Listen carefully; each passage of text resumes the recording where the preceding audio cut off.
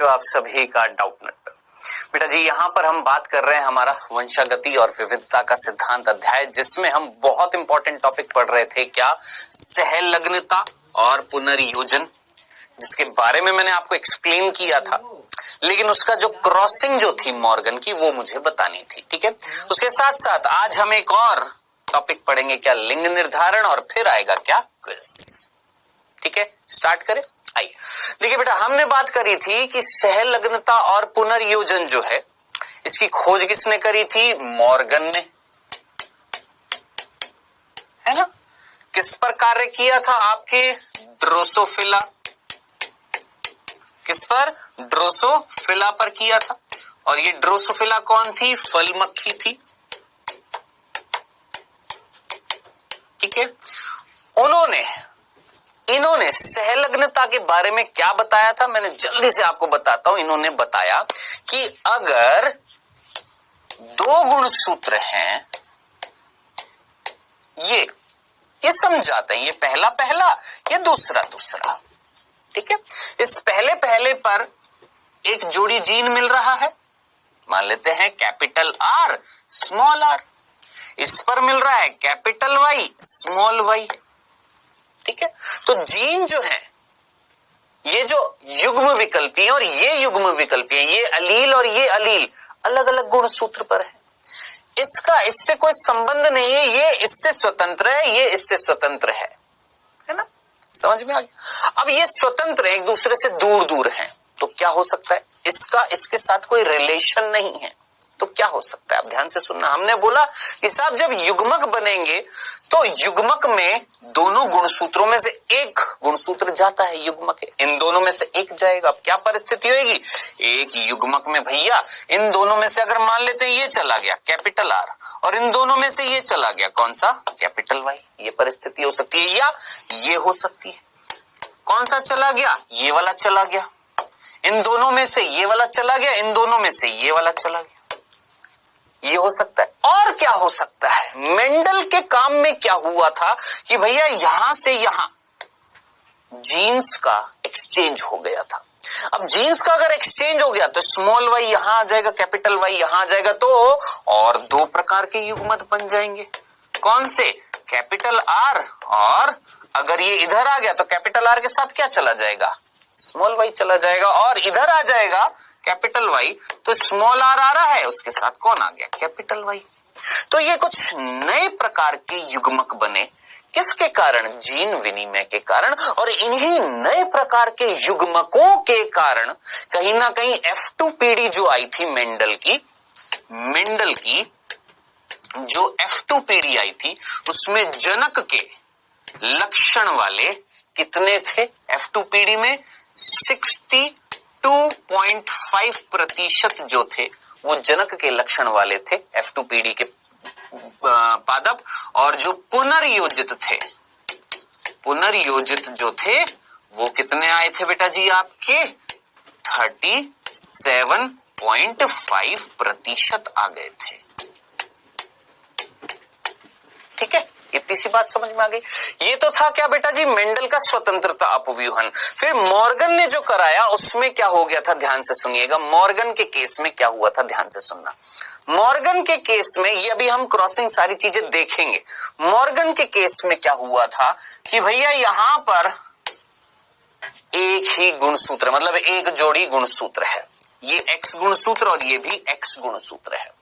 यहां पर एक जीन मिल रहा है कैपिटल आर, यहां पर मान लेते हैं स्मॉल आर, इसके पास में मिल रहा है कैपिटल वाई, इसके पास में मिल रहा है स्मॉल वाई, दोनों एक दूसरे के पास पास है। अब जरा सोचिए, यहां पर इस कंडीशन में और इस कंडीशन में क्या फर्क है? सोचिए, यहां पर लैंगिक गुणसूत्र है, ये एक्स गुणसूत्र है, लैंगिक गुणसूत्र है, और यहां पर ये लैंगिक नहीं थे, ये कायिक गुणसूत्र थे। होता है ना, जैसे 46 में से मेरे अंदर 44 गुणसूत्र कौन से होते हैं? कायिक, और 2 कौन से हैं? लैंगिक। अब यहाँ पर मेंडल के जो लक्षण जो थे, उनके जीन्स जो थे वो किस पर मिल रहे थे? कायिक गुणसूत्र पर, लैंगिक पर नहीं थे।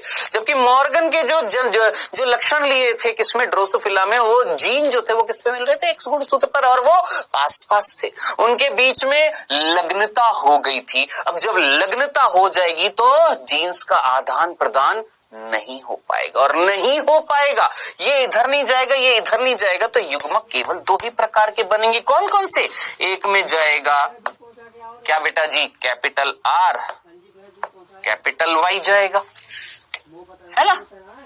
एक में क्या जाएगा, कैपिटल आर कैपिटल वाई, और दूसरे में क्या जाएगा, स्मॉल आर स्मॉल वाई।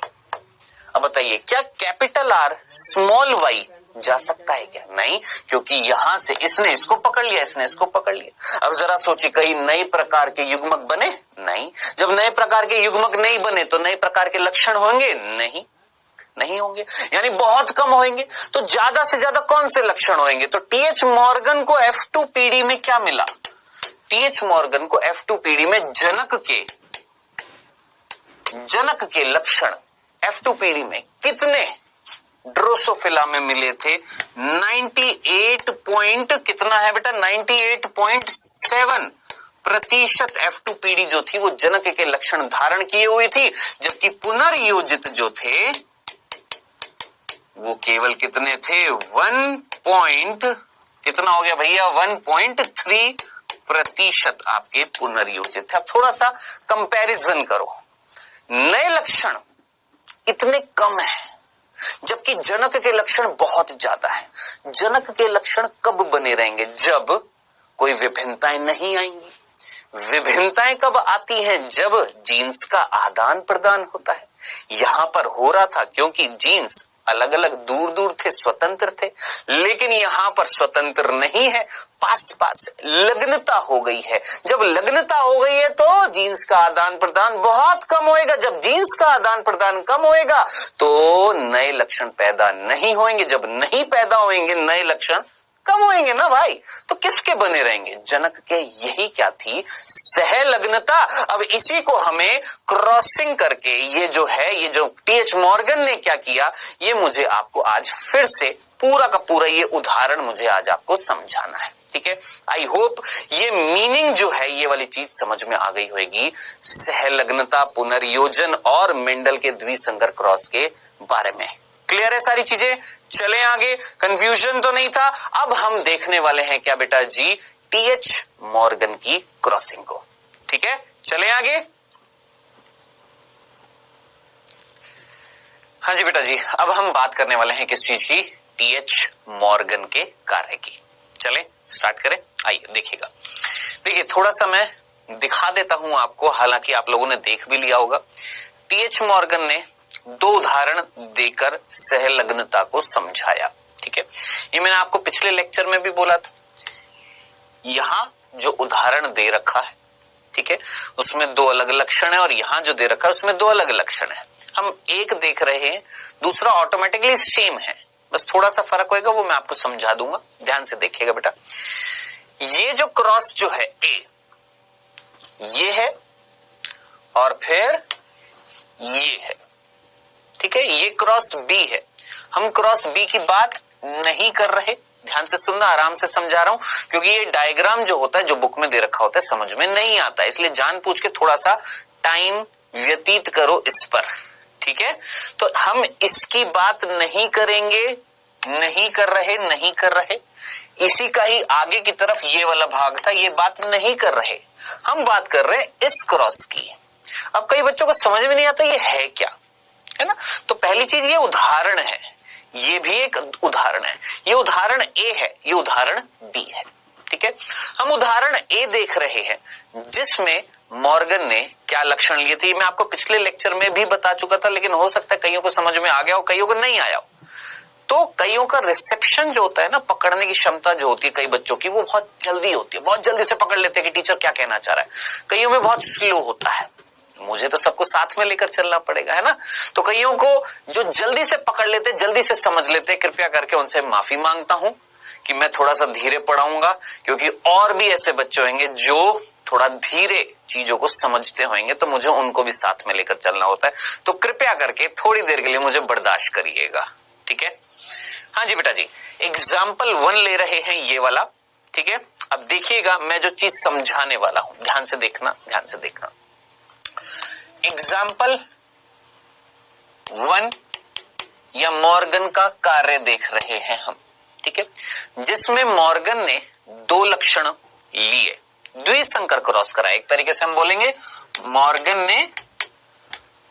ने द्विसंकर क्रॉस कराया। द्विसंकर क्रॉस का मतलब दो लक्षण लिए। जनक कैसे लिए? प्रभावी लिए। अब ध्यान से सुनना, मॉर्गन ने, ध्यान से सुनिएगा, मॉर्गन ने बेटा जी, समझना, इस उदाहरण की अगर मैं बात करूं, ये एग्जांपल फर्स्ट, यहां पर मॉर्गन ने जो लक्षण लिए वो क्या थे? मैंने आपको ऑलरेडी बता दिया था।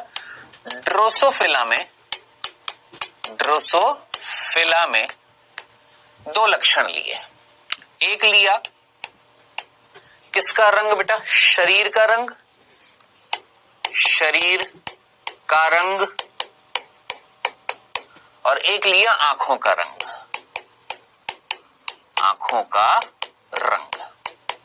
ठीक है, इस उदाहरण में अलग था, यहां पर शरीर की लंबाई था बस। ठीक है, तो यहां पर अलग था, याद रखना है। यहां पर जो था वो क्या था बेटा जी? शरीर की लंबाई था और आंखों का रंग था। यहां पर क्या था?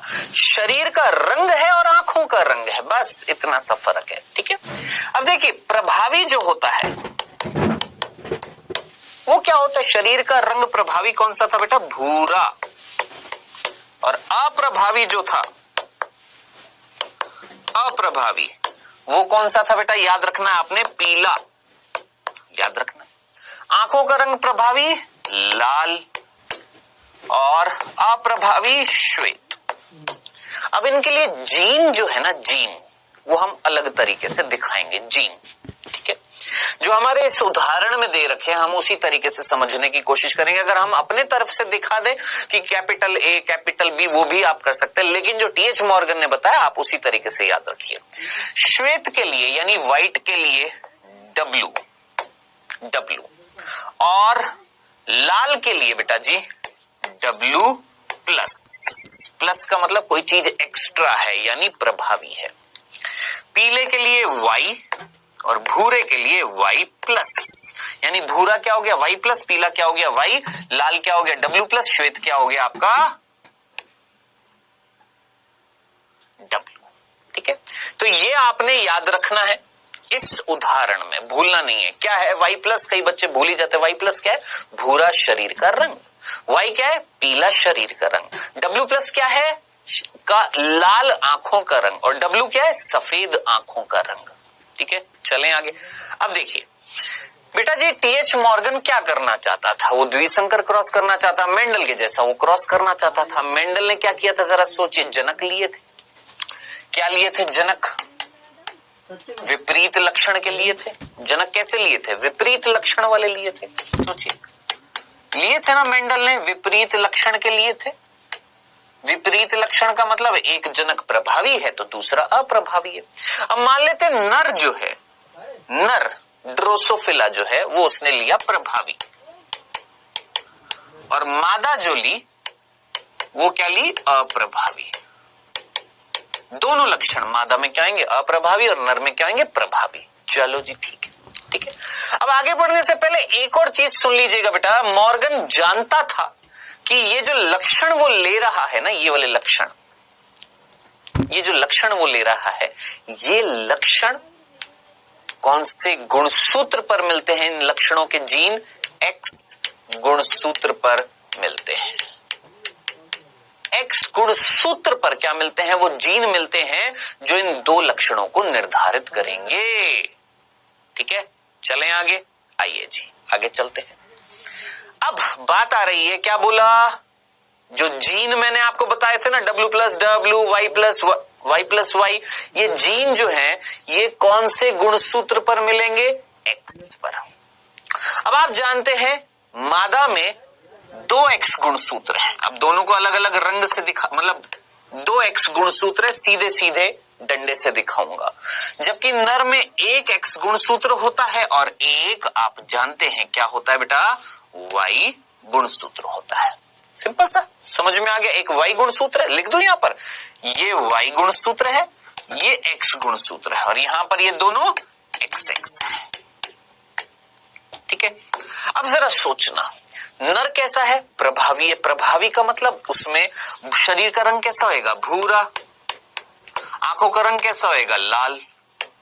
भूरा क्या है? शरीर का रंग। आंखों का रंग क्या है? लाल। यहां पर कैसी होगी मादा? कैसी होगी? भूरी कि पीली? पीला रंग होएगा शरीर का, और श्वेत क्या होंगी? आंखें, सफेद होंगी आंखें। ये अप्रभावी लक्षण, ये प्रभावी लक्षण। ठीक है, अब जरा सोचिए ये लक्षणों के जीन किस पर मिल रहे हैं? वाई गुणसूत्र पर के एक्स पर? तो मैं जीन कहां दिखाऊंगा? वाई पर के एक्स पर? एक्स पर। अब बच्चे जब ये पढ़ते हैं ना, ये बुक्स में देखते हैं, ये डंडा ही समझ नहीं पाते ये क्या है। यहां पर ये डंडा नर में वाई गुणसूत्र है, याद रखना। ठीक है, भूल मत जाना। तो ये डंडा जो है, ये जो अलग से दिखाया, ये वाई गुणसूत्र है। ये वाई गुणसूत्र की बात कर रहे हैं यहां पर। गुणसूत्र वाई, गुणसूत्र एक्स है ये। ठीक है, अब जीन किस पर मिल रहे हैं? एक्स गुणसूत्र पर। अब जरा सोचिए कौन सा जीन मिलेगा? डब्ल्यू प्लस के डब्ल्यू, वाई प्लस के वाई। आप सीधा बोलेंगे सर भूरा रंग है, भूरा किसके कारण होएगा? जरा सोचिए, वाई प्लस के कारण। और लाल आंखों का रंग कब होएगा? डब्ल्यू प्लस के कारण। याद रखना। ठीक है, अब यहां पर जरा सोचिए, यहां पर दिमाग लगाए, यहां पर दोनों एक्स गुणसूत्र हैं, तो यहां पर लक्षण कैसा है? अप्रभावी। अप्रभावी लक्षण कब उत्पन्न होता है? जब जीन्स दोनों अलील कैसे होते हैं? अप्रभावी होते हैं। यानी यहां पर भी वाई होगा, यहां पर भी वाई होगा, यहां पर भी डब्ल्यू होगा, यहां पर भी डब्ल्यू होगा। चलो जी, बहुत अच्छी बात है। ठीक है, अब ये तो चीज समझ में आ गई। जनक ले लिए, विपरीत लक्षण वाले ले लिए, नर प्रभावी ले लिया, मादा अप्रभावी ले ली। ये जो लक्षण है इनको निर्धारित करने वाले जीन एक्स गुणसूत्र पर है, वाई पर नहीं है। चलो जी, अब क्या होएगा? जनन कराया। जनन कराने के लिए भैया युग्मक बनते हैं। क्या बनते हैं? युग्मक।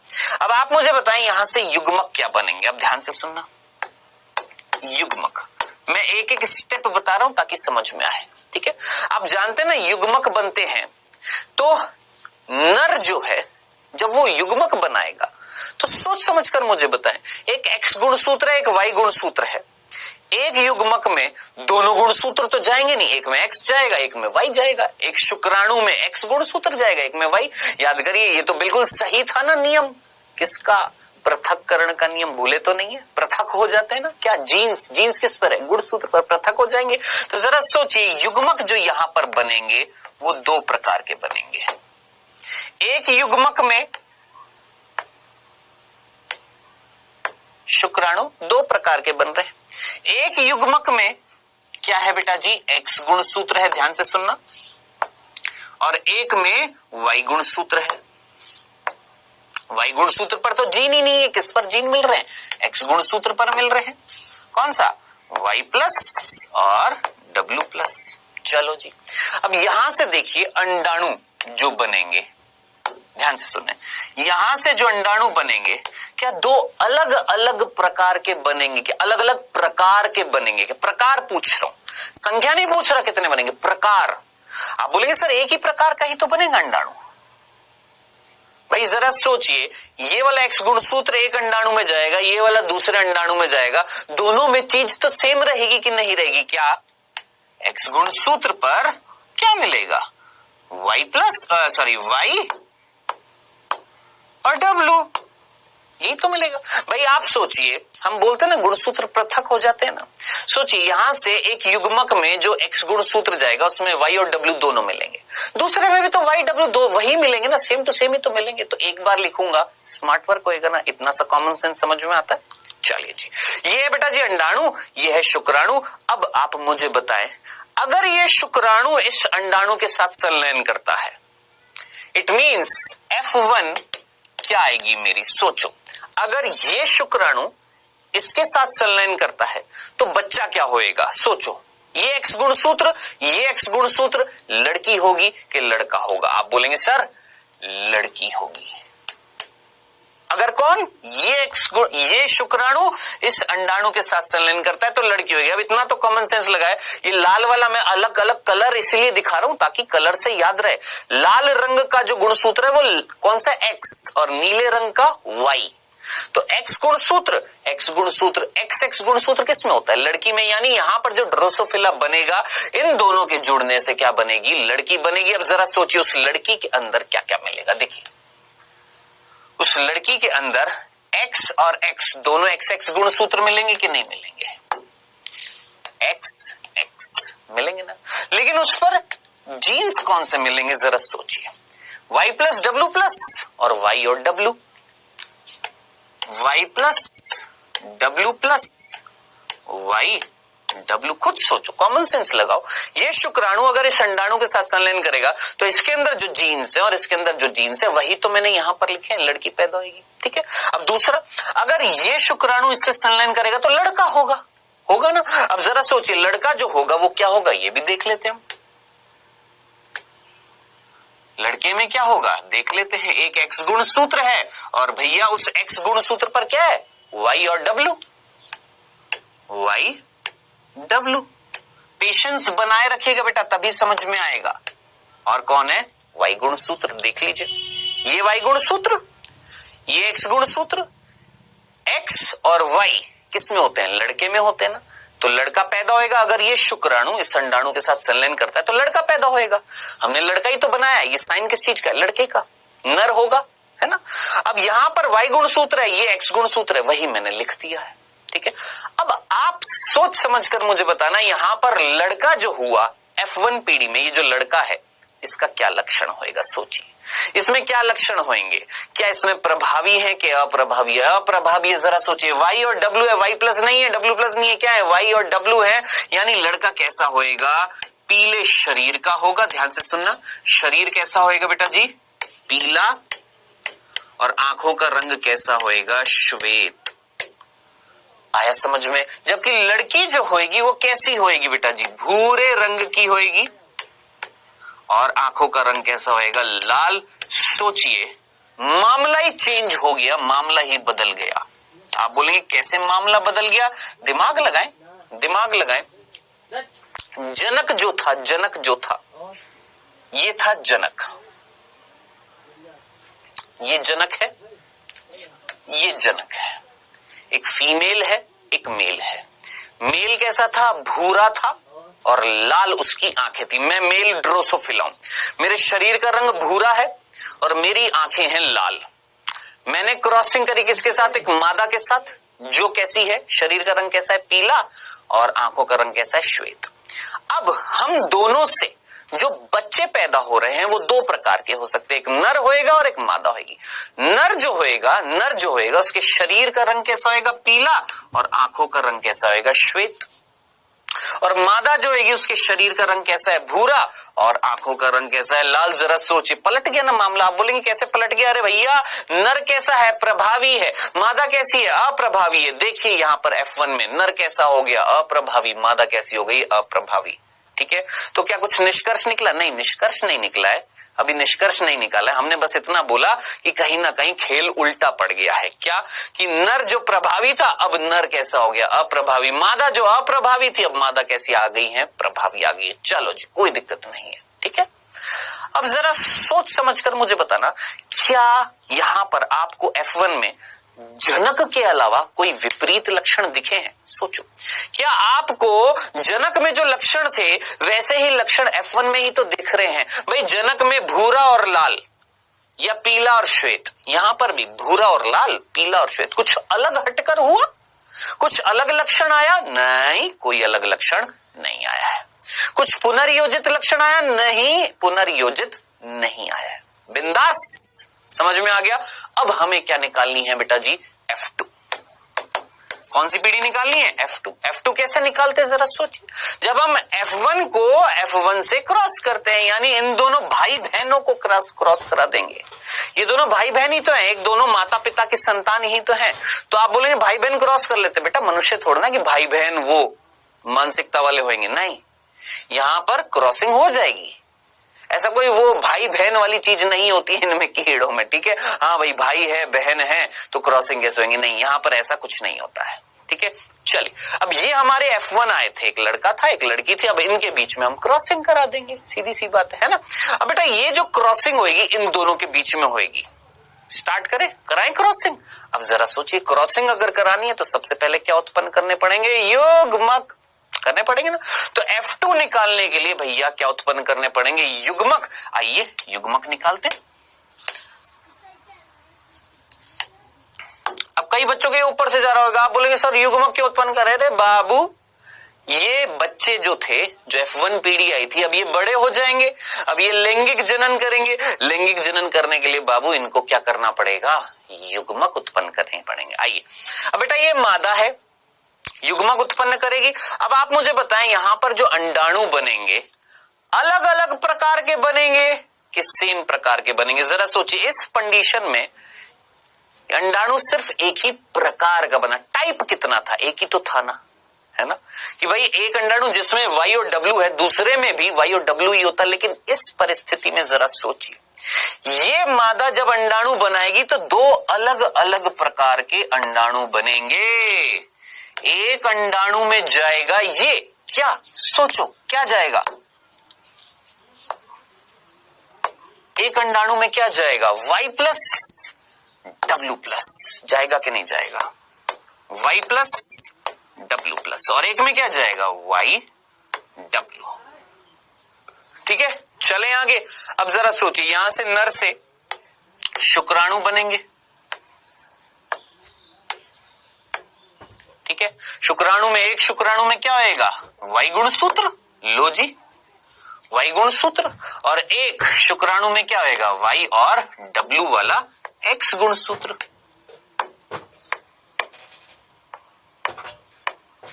ठीक है, समझ में आ गया? अब देखिए, इतना डिटेल में कोई नहीं समझाने वाला है, मैं जानबूझ के फोकस कर रहा हूं ताकि वो चीज समझ में आ जाए आपको।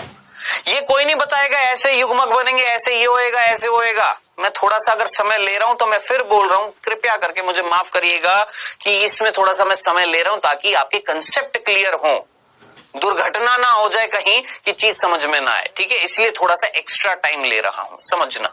ठीक है, चलें अब करानी है क्या? क्रॉसिंग। दो प्रकार के शुक्राणु, दो प्रकार के अंडाणु। अब जरा सोचिए क्या कराएंगे? क्रॉसिंग कराएंगे। अगर ये शुक्राणु इससे संलयन करेगा तो क्या होगा? ये इससे संलयन करेगा तो क्या होगा? ये इससे करेगा तो क्या होगा? ये इससे करेगा तो क्या होगा? आइए क्या होगा देख लेते हैं। F2 पीढ़ी आएगी बेटा। क्या आएगी? F2 पीढ़ी आएगी। कौन सी आएगी देख लेते हैं। अगर ये इससे जुड़ता है तो क्या होगा? लड़की के लड़का। सोचो, ये शुक्राणु इस अंडाणु से जुड़ेगा तो लड़की होगी कि लड़का? अंदर क्या है? लाल रंग का दिख रहा है कि नहीं दिख रहा? लाल रंग का दिख रहा है कि नहीं दिख रहा? सोचिए, दिख रहा है ना, लाल रंग का है ना। कौन है? X गुणसूत्र। इधर भी X गुणसूत्र। क्या होगी? लड़की। चलो जी, लड़की। ठीक है, अब उस लड़की के अंदर जरा देखना क्या आएगा बेटा जी? दो X गुणसूत्र हैं, धीरे धीरे एक एक चीज। दो X गुणसूत्र हैं, कौन कौन से हैं जरा सोचिए। YW, Y plus W plus, YW, Y plus W plus. खुद सोच लीजिए, यही तो किया मैंने। इसको जब इससे क्रॉस कराया, ये शुक्राणु अगर इस अंडाणु से संलयन करेगा तो लड़की पैदा होगी, उसमें ये जीन होंगे। चलो जी, चलें आगे। अब दूसरी परिस्थिति। अब अगर ये शुक्राणु इससे करता है संलयन, कुछ भी हो सकता है, अगर ये इससे संलयन करेगा तो क्या होगी? तो भी लड़की होगी, होगी ना लड़की।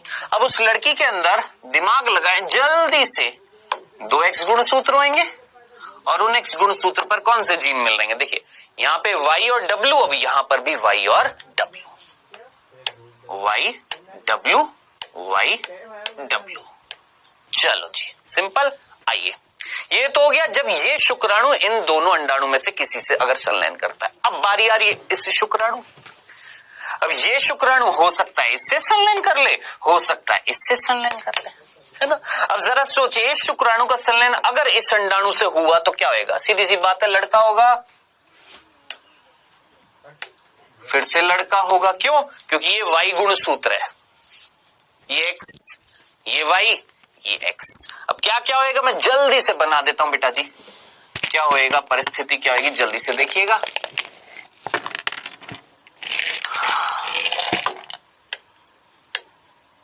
ये परिस्थिति है, Y plus W plus Y और W।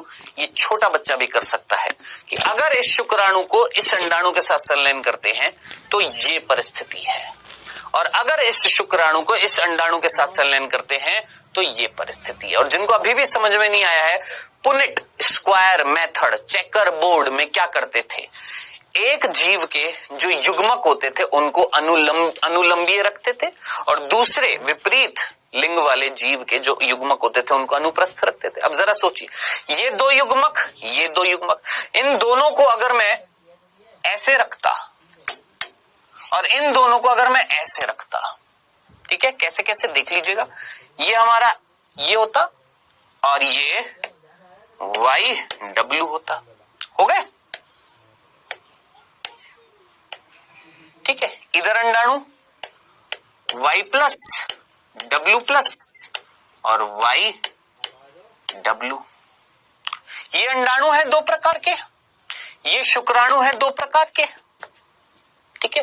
अब जरा सोचिए, संलयन करेंगे तो क्या आएगा, जो आएगा वही चीज मैंने यहां पर बना दी है, तो कंफ्यूज ना हो जाते इसलिए मैंने ऐसे करके बता दिया कि भैया ये शुक्राणु अगर इस अंडाणु से होएगा तो क्या बनेगा, अगर ये इससे होएगा तो क्या बनेगा, ये शुक्राणु अगर इस अंडाणु से जुड़ेगा तो क्या बनेगा, ये शुक्राणु अगर इस अंडाणु से जुड़ेगा तो क्या बनेगा, है ना। तो हम तो यहाँ पर प्रोबेबिलिटी देख रहे हैं कि क्या क्या हो सकता है, तो साहब ये चीजें हो सकती हैं।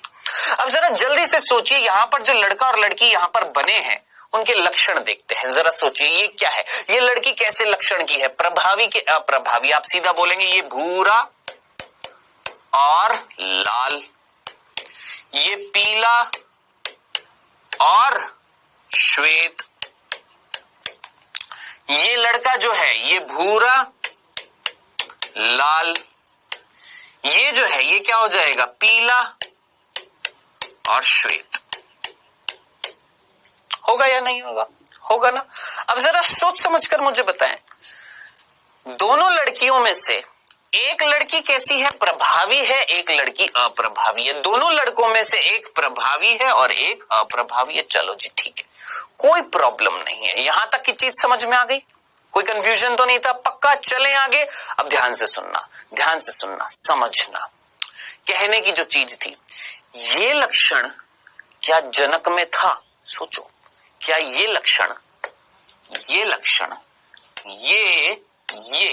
क्या ये लक्षण जो है ये जनक वाले हैं या नहीं है, सोचो भैया। यहां पर भूरा लाल पीला श्वेत था, भूरा लाल पीला श्वेत है, भूरा लाल पीला श्वेत है, कहीं यहां पर ऐसा तो नहीं दिखा अभी तक, जरा सोचिए, भूरा और श्वेत, पीला और लाल।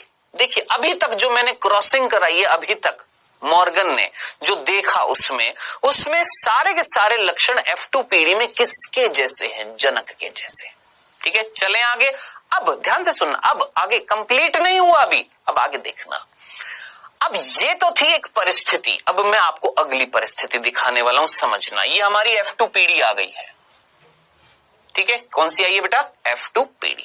अब देखना एक और F2PD आने वाली। अब आप बोलेंगे सर कैसे, ध्यान से सुनना, समझना। आपको ये जनक याद आ रहे हैं, उन जनकों से ये F1 बनी थी, इन जनकों से क्या बनी थी बेटा जी, हमारी F1 ये बनी थी, ठीक है। अब इस F1 से हमने उत्पन्न करिए थे ये युग्मक। अब देखिए मैं इस F1 को यूं का यूं एक ब्लैंक स्लाइड पर वापस से बना रहा हूं, कंफ्यूजन हो सकता है इसलिए मैं आराम से तसल्ली से समझा रहा हूं। ये जो F1 पीढ़ी थी ना हमारी, F1 पीढ़ी जो थी, इसको मैं वापस से लिख रहा हूं।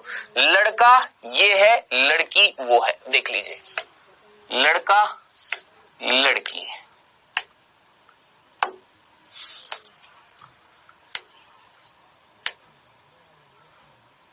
लड़के के अंदर एक X गुण सूत्र, लड़की में दोनों Y गुण सूत्र, लड़की में दोनों X गुण सूत्र, लड़के में एक X और एक Y गुण सूत्र। चलो जी, क्या था लड़का यहां पर F1 में, लड़का क्या था, Y और W, लड़का क्या था, ऐसे कर दूं कहीं कंफ्यूज हो जाए, चलिए एक काम करते हैं, ऐसे कर देते हैं कहीं कंफ्यूज हो जाए, उधर की तरफ रख रहा हूं, ये लड़का और ये लड़की, ठीक है। लड़की में 2 X गुण सूत्र, लड़के में X और Y गुण सूत्र, ठीक है। चलिए क्या क्या जीन्स मिल रहे थे जरा ये भी देख लेते हैं, Y+W+ Y और W, Y और W, आइए Y W, Y+W+, Y और W, ठीक है। अब आप बोलेंगे सर वापस से क्यों लिखा आपने, ये F1 पहले लिख तो दी थी, ये वापस से फिर से क्यों लिखी। अब देखिए दो कंडीशन है, ये है कंडीशन फर्स्ट, सुनिएगा सुनिएगा क्या कहने वाला हूं मैं यहां पर, ये है कंडीशन फर्स्ट, परिस्थिति पहली। क्या परिस्थिति कि भैया यहां पर नहीं हुआ क्या, जीन विनिमय। क्या नहीं हुआ, जीन विनिमय नहीं हुआ। ये W प्लस इधर नहीं गया, ये W उधर नहीं गया। क्यों? क्योंकि ये दोनों जीन एक दूसरे के पास पास है, पास पास है, ये भी एक दूसरे के पास पास है। W प्लस इधर नहीं गया, W उधर नहीं गया, यानी जीन विनिमय नहीं हुआ। लेकिन अब जो मैं आपको दिखाने वाला हूं उसमें देखिएगा क्या दिखाने वाला हूं, समझना।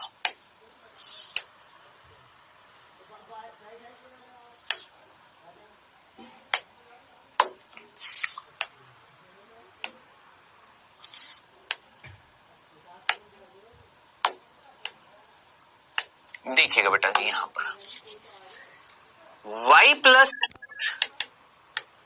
W प्लस y और W, y और W, ठीक है।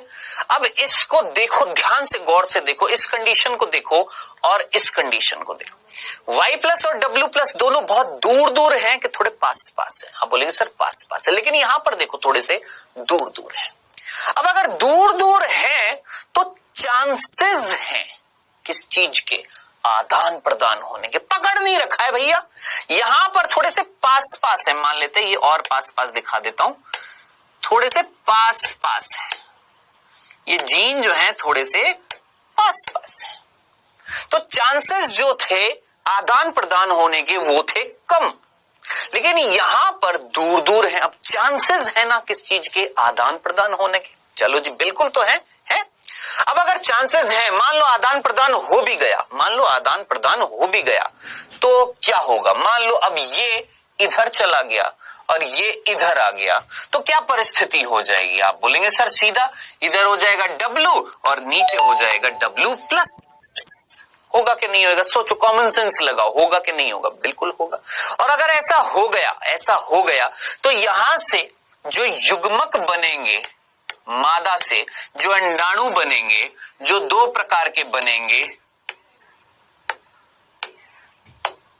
दो प्रकार के बनेंगे, देखिएगा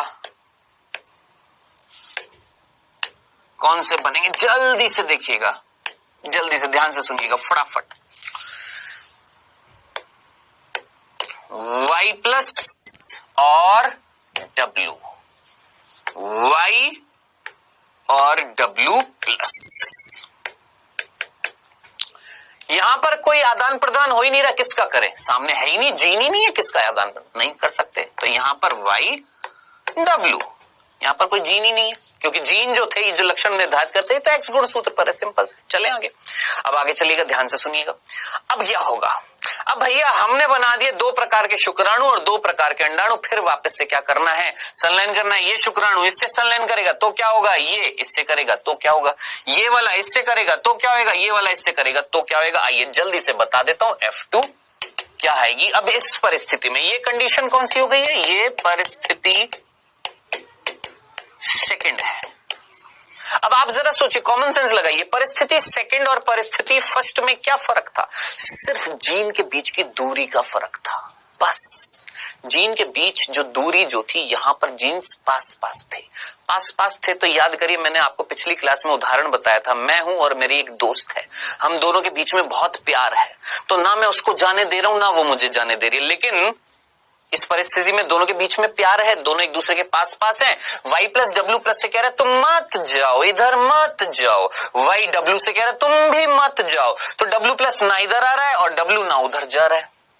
लेकिन इस परिस्थिति में, सेकंड परिस्थिति में प्यार थोड़ा कम हो गया, दूरियां ज्यादा बढ़ गई हैं, ठीक है, प्यार हो गया कम, दूरियां ज्यादा बढ़ गई हैं, दोनों के बीच में दूरियां बढ़ गई। अब इसको, इससे कोई खासा लेना देना नहीं है, लेकिन है तो एक ही गुण सूत्र पर ना। हो सकता है ये से बोले कि जा जी ले अपनी जिंदगी। वाई प्लस के साथ कौन था? डब्ल्यू प्लस था। डब्ल्यू प्लस ने कहा जा रहा हूं मैं, जी रहा हूं अपनी जिंदगी। डब्ल्यू प्लस आ गया इधर। उसी प्रकार जो यहां डब्ल्यू था उसने भी बोला वाई से मैं भी जा रहा हूं अपनी जिंदगी जी रहा हूं, डब्ल्यू इधर आ गया। हो गया आदान प्रदान हो गया। अब आदान प्रदान हो गया तो यहां पर युग्मक बन गए। अब युग्मकों का संलयन होगा आपस में, तो जरा सोचिए, इसको जब मैं इससे करूंगा लड़की पैदा होगी, है ना, और इसको जब मैं इससे संलयन करूंगा तो भी लड़की पैदा होगी। सिमिलरली इस शुक्राणु को इस अंडाणु से संलयन करूंगा तो लड़का पैदा होगा, और इसी प्रकार इसको इससे संलयन करूंगा तो भी लड़का पैदा होगा। अब क्या क्या पैदा होगा, क्या क्या जीनोटाइप होगा, क्या क्या लक्षण होंगे, जल्दी से देखते हैं, फटाफट देखते हैं बेटा जी। आइए जल्दी से, x x x x x और वाई, ठीक है। आइए फटाफट देखिए, अगर ये शुक्राणु इस अंडाणु के साथ संलयन करता है तो क्या होगा? इस शुक्राणु में क्या है? वाई और डब्ल्यू, अंडाणु में वाई प्लस और डब्ल्यू, वाई और डब्ल्यू, वाई प्लस और डब्ल्यू, ठीक है। दूसरी परिस्थिति, अगर ये इससे करता है, शुक्राणु इससे इस अंडाणु से संलयन करता है तो वाई और W plus, Y W, Y और डब्ल्यू प्लस। सिमिलरली अगर ये शुक्राणु इनसे संलयन करता है तो क्या होएगा? वाई प्लस डब्ल्यू, वाई और W plus, Y plus W, Y और डब्ल्यू प्लस। आप खुद भी कर देख लीजिएगा, आराम से तसल्ली से कर देखिए।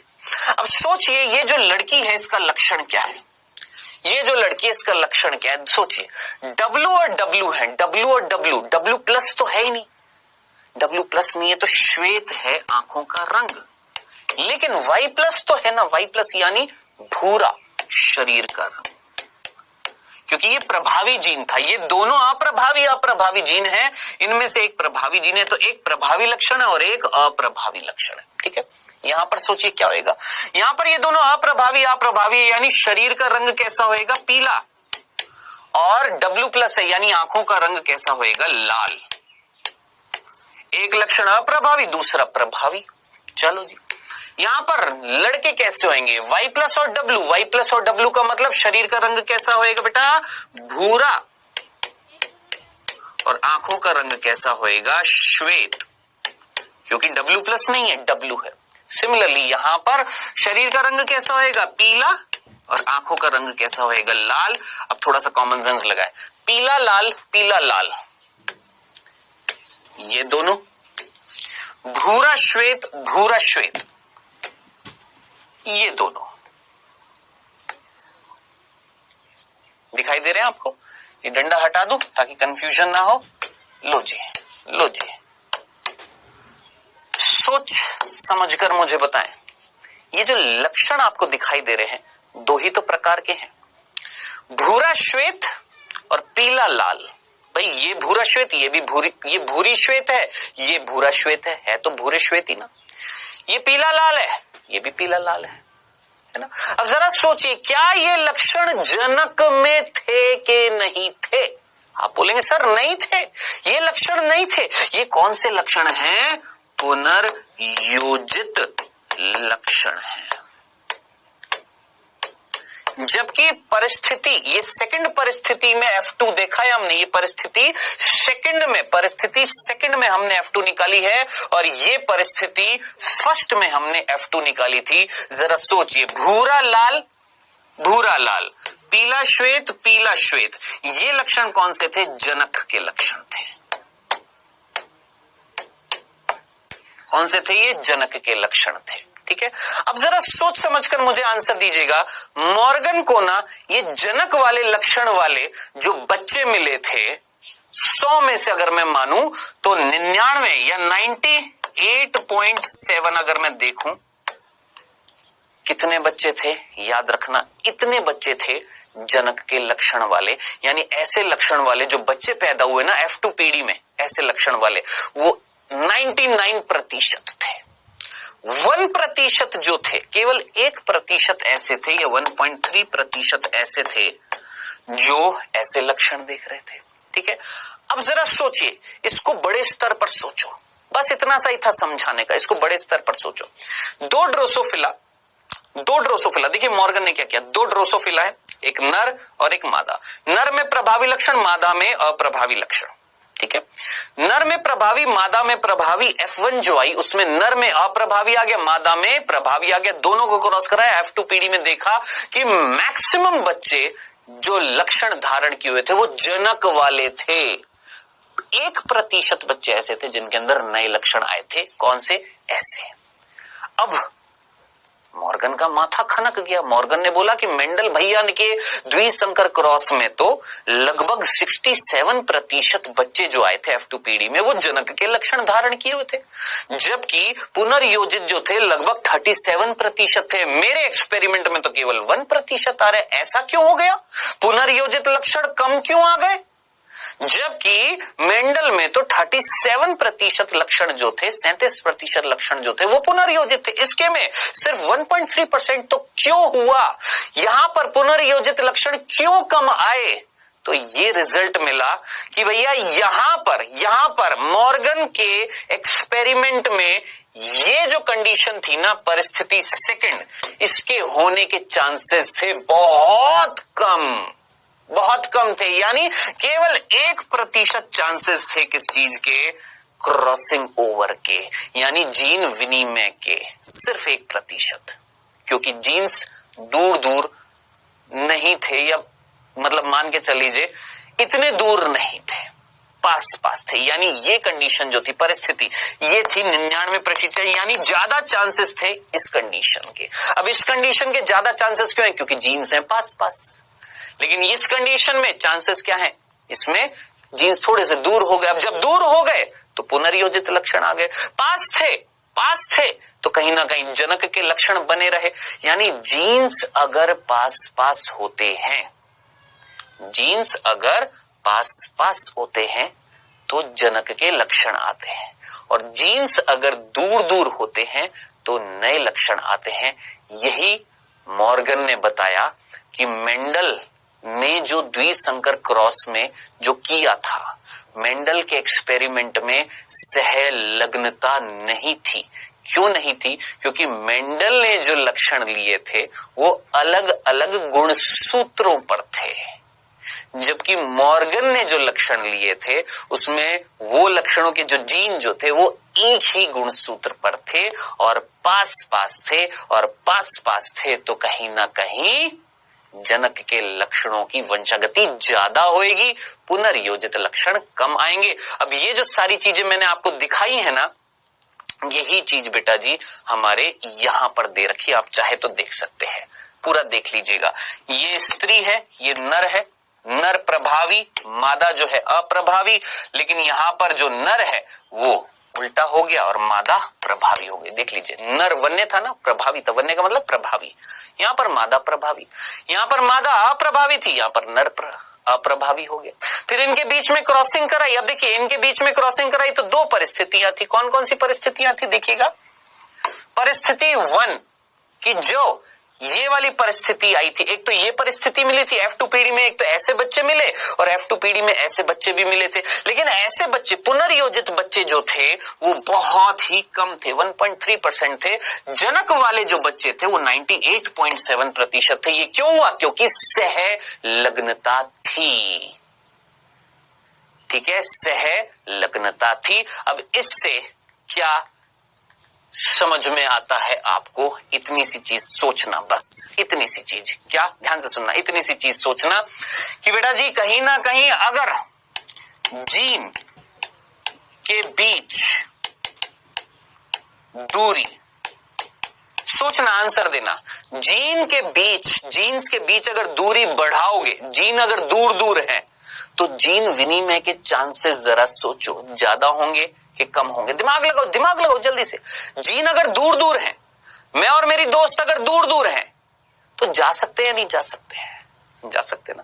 जीन्स अगर दूर है तो चांसेस है किस चीज के? जीन विनिमय के। यानी जीन के बीच की दूरी अगर बढ़ाओगे तो जीन विनिमय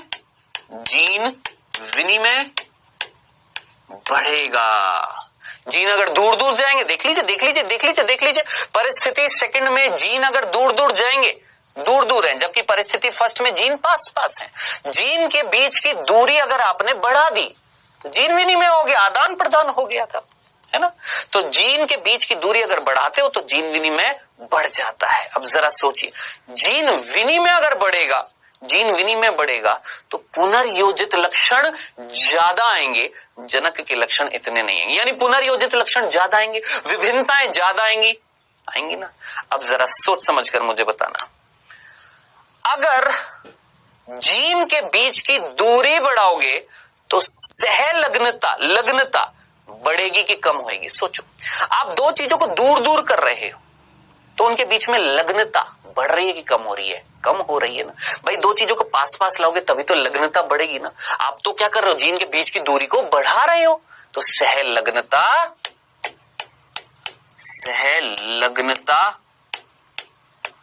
कम हो रही है। तो ये रिलेशनशिप मत भूलना, और इसी रिलेशनशिप को एक और तरीके से मैं जल्दी से आपको बता देता हूं। क्या? सहलग्नता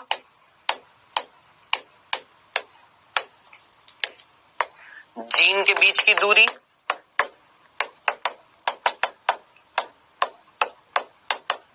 और जीन विनिमय, ठीक है। ये आपने इस तरीके से भी याद कर सकते, तो ऐसे कर लो कि अगर सहलग्नता बढ़ रही है तो जीन के बीच की दूरी घट रही है, तो जीन विनिमय कम हो रहा है। सहलग्नता बढ़ रही है यानी जीन पास पास आ रहे हैं, पास पास आएंगे तो जीन के बीच की दूरी घट रही है, और जीन के बीच की दूरी घट रही है तो आदान प्रदान कम हो जाएगा, यानी जीन विनिमय कम हो जाएगा। इसको उल्टे तरीके से भी बोल सकते हैं, सहलग्नता अगर कम हो रही है यानी लग्नता कम हो रही है, यानी जीन के बीच की दूरी बढ़ रही है। दोनों जीन अगर दूर दूर जा रहे हैं तो चांसेस हैं आदान प्रदान होने के। ये याद रखना है। इसी के साथ हमारा ये टॉपिक खत्म हुआ है, सहलग्नता और पुनर्योजन। अब बेटा जी जो नेक्स्ट टॉपिक जो है वो है बेटा जी लिंग निर्धारण। कौन सा है? लिंग निर्धारण। अब लिंग निर्धारण जो है इसको हम डिटेल में पढ़ने वाले हैं नेक्स्ट क्लास में। हालांकि मैंने आपको बता दिया, सिर्फ इतना सा उदाहरण देता हूं। लिंग निर्धारण का मतलब क्या होता है? ये स्थापित करना लड़का होगा कि लड़की होगी। कौन स्थापित करेगा? आप बोलेंगे सर गुणसूत्र, अगर XX गुणसूत्र हुआ तो लड़की, XY गुणसूत्र हुआ तो लड़का, यही बोलेंगे ना। अब मैं आपको ना नेक्स्ट लेक्चर में बताऊंगा कि अगर XX गुणसूत्र हुआ तो लड़का भी हो सकता है, और XY गुणसूत्र हुआ तो लड़की भी हो सकती है। आप बोलेंगे सर समझ नहीं आया। शांति रखना, तसल्ली रखना। नेक्स्ट लेक्चर में लिंग निर्धारण के बारे में डिटेल में एनालिसिस करेंगे, डिटेल में बात करेंगे, ठीक है।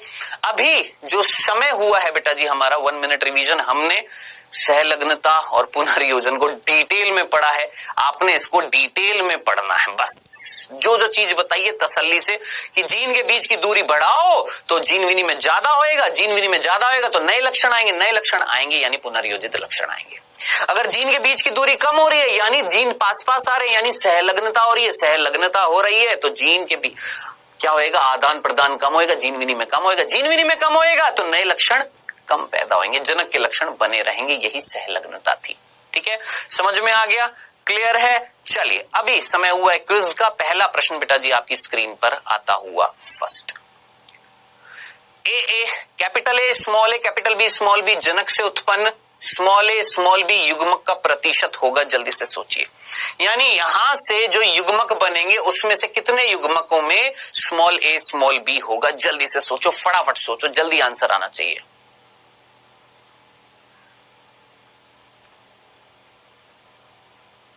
दूसरा प्रश्न बेटा, यदि मेंडल के समय सहलग्नता मालूम हो जाती तो निम्न में से कौन से नियम का वर्णन संभव नहीं हो पाता? मेंडल का प्रभाविता का नियम, स्वतंत्रता अपव्यूहन का नियम, विसंयोजन का नियम या युग्मकों की शुद्धता का नियम। सोचिए, अगर सहलग्नता का पता लग जाता मेंडल के एक्सपेरिमेंट में तो कौन सा नियम नहीं आ पाता? जल्दी से आंसर आना चाहिए। ये तो बहुत बेसिक सा प्रश्न है, ये नीट में आए हुए प्रश्न है। आइए डिस्कस करते बेटा जी, समय हुआ समाप्त। पहला प्रश्न था कि भैया ये अगर जीनोटाइप है तो कितने युग्मकों में ये जीन मिलेंगे। तो हम जानते हैं अगर capital A capital B genotype है तो 4 प्रकार के युग्मक बनेंगे। कौन सा? Capital A capital B, capital A small A capital B, small A small B. अब जरा सोचिए 4 प्रकार के युग्मक बन रहे हैं, ठीक है। अब 4 में से एक युग्मक में ये मिल रहा है, यानी 25% सीधा चांसेस हो गए भाई। 25% चांस है, ये होंगे 25%, ये होंगे 25%, ये होंगे 25%, ये होंगे भाई 1/4। 4 में से 4 युग्मकों में से एक युग्मक में ये था, पूछा यही था। तो 1 डिवाइड बाय 4 इंटू 100% कितना हो जाएगा? 25%। सीधा सा आंसर, खत्म। अब ये जल्दी जल्दी करने होते हैं, जितना ज्यादा प्रैक्टिस करेंगे जल्दी जल्दी होएगा। नेक्स्ट, यदि मेंडल के समय सहलग्नता का मालूम हो जाता तो सीधी सी बात है स्वतंत्रता अपव्यूहन का नियम नहीं आ पाता, क्योंकि स्वतंत्रता अपव्यूहन क्या कहता है? जीन दूर दूर है, क्रॉसिंग ओवर होएगा, जीन विनिमय होएगा तो नए नए लक्षण बनेंगे, ज्यादा से ज्यादा पुनर्योजित लक्षण आएंगे। लेकिन अगर सहलग्नता होती मेंडल के कार्य में तो बहुत कम आते क्या? पुनर्योजित लक्षण, यानी जनक वाले लक्षण ज्यादा होते। तो स्वतंत्रता अपव्यूहन का नियम नहीं आ पाता, यानी स्वतंत्रता अपव्यूहन के नियम का अपवाद क्या हो गया? सहलग्नता हो गई है। ठीक है, ये था बेटा जी आज का क्विज। होमवर्क सेक्शन में मिलेगा। अब हम नेक्स्ट क्लास में क्या पढ़ने वाले हैं? लिंग निर्धारण। सीधी सी बात है, किसकी बात करेंगे? लिंग निर्धारण की। ठीक है, तो मिलेंगे बेटा जी नेक्स्ट लेक्चर में। Okay then, tata bye bye.